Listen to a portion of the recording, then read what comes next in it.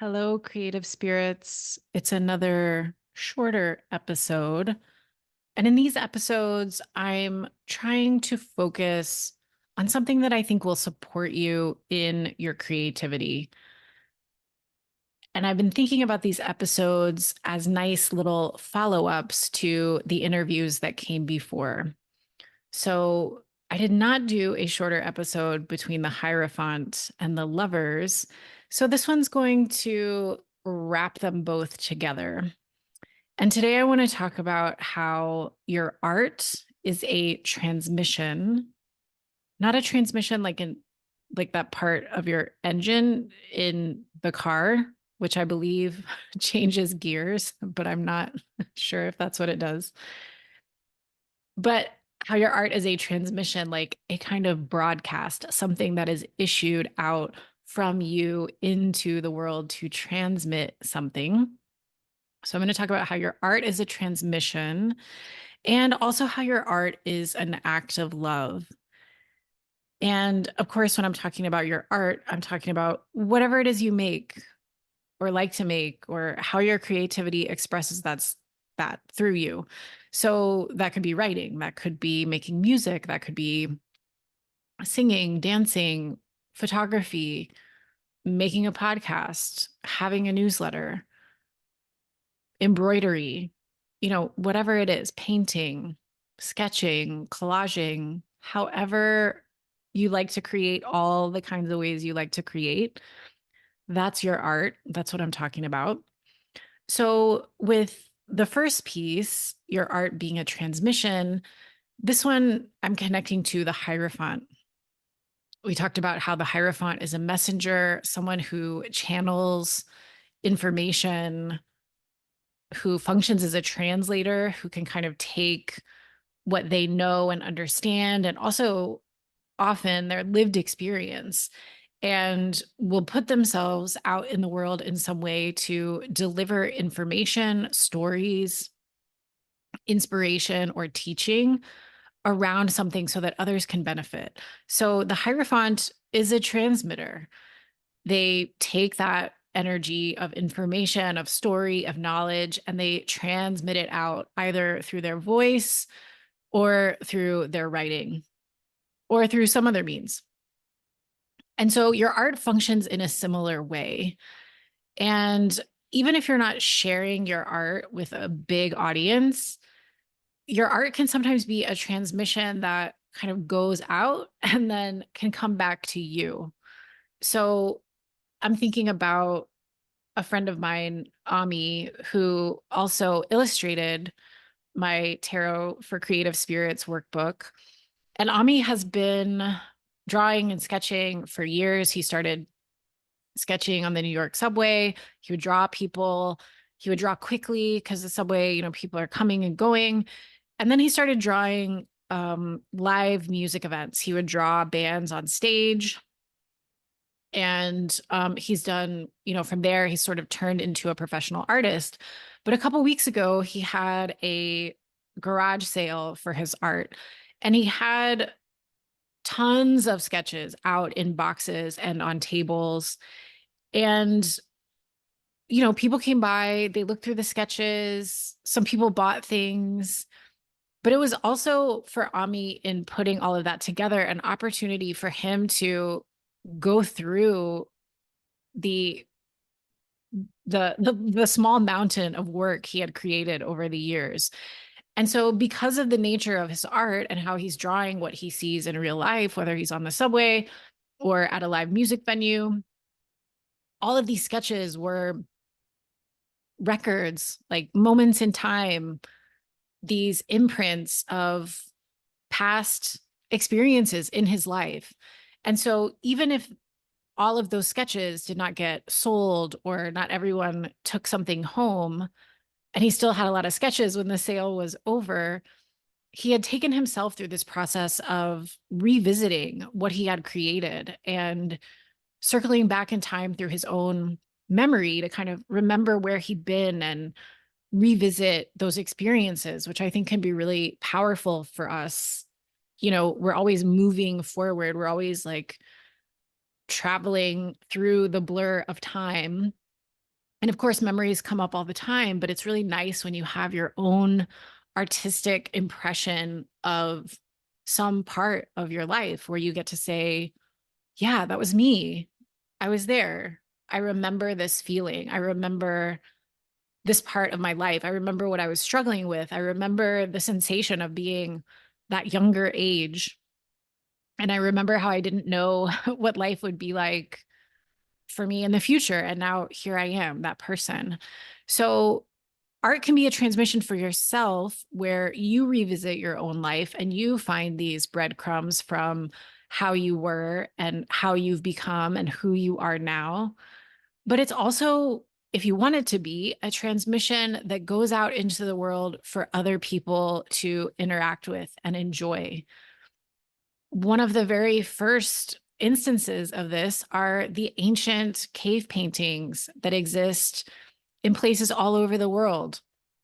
These were the first attempts of humans that we know of anyway to make a record and to transmit some aspect of their existence.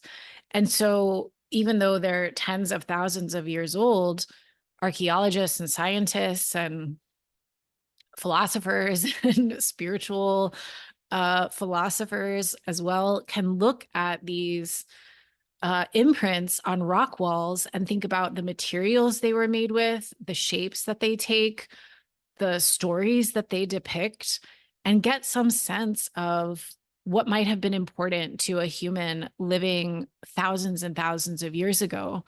And then for that human who created the cave painting or humans, it was a moment to say, I'm here, I'm alive. This is what life is like. Life is always moving forward and forward, and it's so transitory. But here I get to make something more permanent and let it exist beyond me. And so, that's the old way how this all started. And now we have these opportunities to make similar transmissions through all kinds of different mediums. Whatever your craft is, whatever your favorite like genre of art and creativity might be, is doing the same thing. Right now, I'm working with a client who's coming back into her painting practice, and there's been a lot of doubt and hesitation, especially after being in a graduate program around art and also working as a professional artist and designer, someone who needs to make imagery for a communicative function, kind of like the Hierophant, right? So, with the academic part and the professional 9 to 5 part, there's this drifting away that happens from the essential joy of making the art the way that she originally did. And so we're working on coming back to that and focusing on like why she makes it and what it's for. And I think for artists of any kind, for creative people of any kind, it's very easy to talk yourself out of making something because you don't have an audience. Plenty of other people are making some version of this that might even be technically better in your mind. Nobody wants it. Nobody needs it. It's not helping me pay my bills. So it's just frivolous. And all of that is bullshit. I understand why we think it. And I certainly am susceptible to those thoughts as well. But it's not a good enough reason to not create, in my opinion.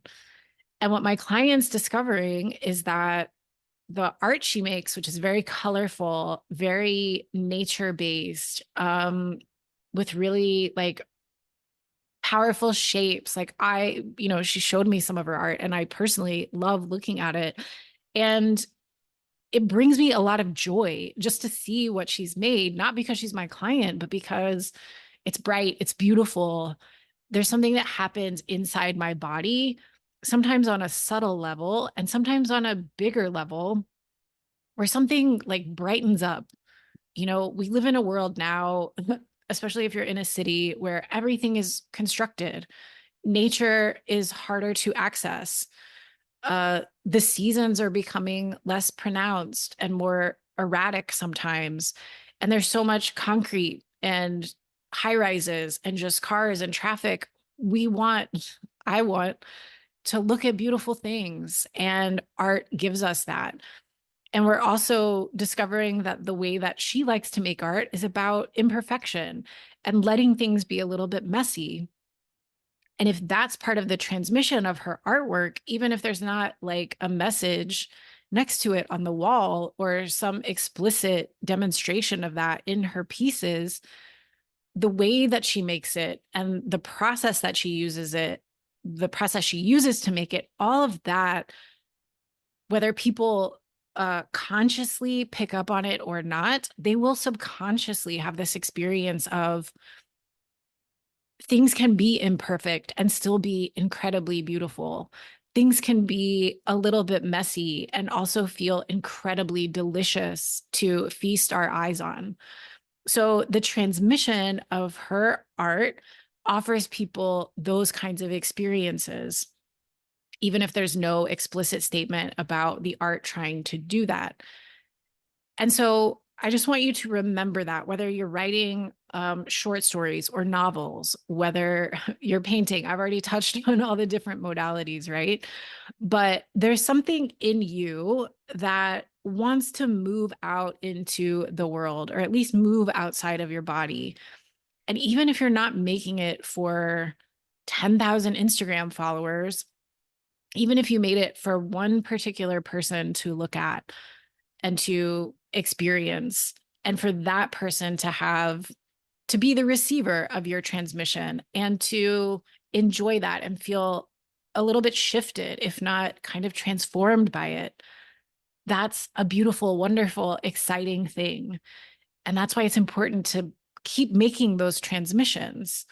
Even if you don't know where they're going, who's going to find them, if you're not sure yet how you're going to share them, you don't know if you're going to like it by the end of making the first version or even the third or fifth, there's that energy that wants to come from inside of you out into the world. In this way, as well, we're getting into the lovers part of the conversation. Making your art is an act of love.